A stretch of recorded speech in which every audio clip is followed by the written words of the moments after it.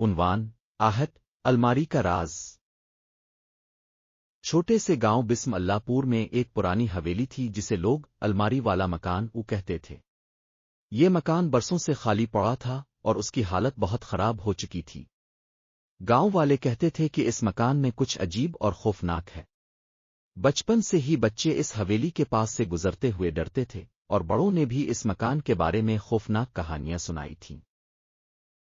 एक दिन अली और उसकी बीवी सारा ने इस मकान को खरीदने का फैसला किया।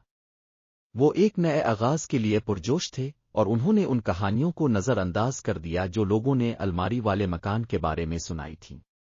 उन्हें लगा कि ये मकान उनके ख्वाबों का घर बन सकता है। अली एक इंजीनियर था और सारा एक उस्ताद, दोनों को ही ये मकान अपनी मेहनत से ठीक करके अपनी जन्नत बनाने का इरादा था। पहली रात अली और सारा ने महसूस किया कि मकान में कुछ अजीब है। जैसे ही रात ढली उन्होंने सुना कि कोई आहटें आ रही है। ये आहटें मकान की पुरानी अलमारी से आ रही थीं। अली ने इसे नजरअंदाज किया, सोचा कि ये पुराने मकान की आदतें हैं। सारा भी थकी हुई थी, इसने अली से कहा कि शायद ये सब हमारी थकन का नतीजा है। दूसरी रात सारा ने महसूस किया कि अलमारी से कुछ अजीब सी रोशनी निकल रही है। वो खौफजदा हो गई और अली को जगाया। अली ने हिम्मत जमा की और अलमारी के करीब गया। जैसे ही इसने अलमारी का दरवाजा खोला, एक सद हुआ का झोंका आया और दरवाजा खुद ब खुद बंद हो गया। अली और सारा दोनों परेशान हो गए, लेकिन उन्होंने सोचा कि शायद ये सब कुछ उनकी तखय्युल का हिस्सा है। अगली सुबह अली और सारा ने फैसला किया कि वो अलमारी का मुआयना करेंगे। उन्होंने देखा कि अलमारी के अंदर एक पुराना पटा हुआ जरीदा पड़ा है। जरीदा में कुछ अजीब व गरीब कहानियां लिखी थीं। उन कहानियों में लिखा था कि ये अलमारी एक कदीम लानत का शिकार है। सारा ने अली से कहा कि हमें इसके बारे में मजीद जानने की जरूरत है।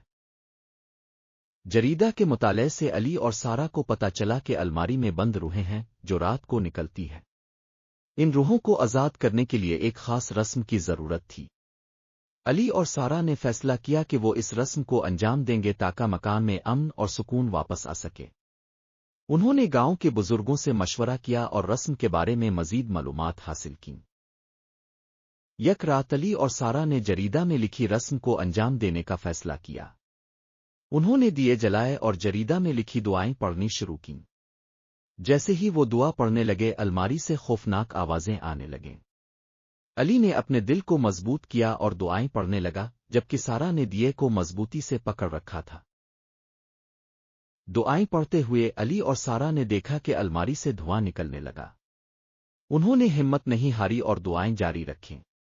अचानक एक जोरदार चीख सुनाई दी और अलमारी का दरवाजा खिल गया। अलमारी से कई रूहें निकलकर हवा में तहलील हो गईं। अली और सारा ने एक दूसरे की तरफ देखा और महसूस किया कि उनके दिल से बोझ हट गया है। रस्म के मुकम्मल होने के बाद अली और सारा ने महसूस किया कि मकान की फिजा बदल गई है।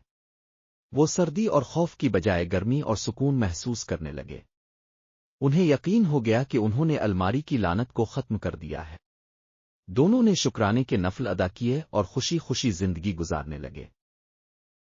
अली और सारा का तजर्बा उन्हें सिखाता है कि खौफ का सामना करना और मदद करना कितना अहम है, चाहे वो मदद उन लोगों के लिए हो जो हमारे दरमियान नहीं है।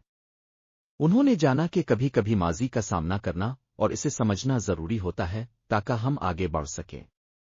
उन्होंने ये भी सीखा कि मोहब्बत और हिम्मत से हर मुश्किल का सामना किया जा सकता है। अली और सारा ने अपने मकान को खूबसूरत और पुरअमन बनाने के लिए काम जारी रखा। उनका मकान एक मोहब्बत और सुकून की जगह बन गया। उनका तजर्बा लोगों के लिए एक मिसाल बन गया कि हिम्मत और मोहब्बत से हर मुश्किल का सामना किया जा सकता है। उनकी कहानी गांव भर में मशहूर हो गई और लोग उनसे मिलने और उनकी कहानी सुनने आते रहे।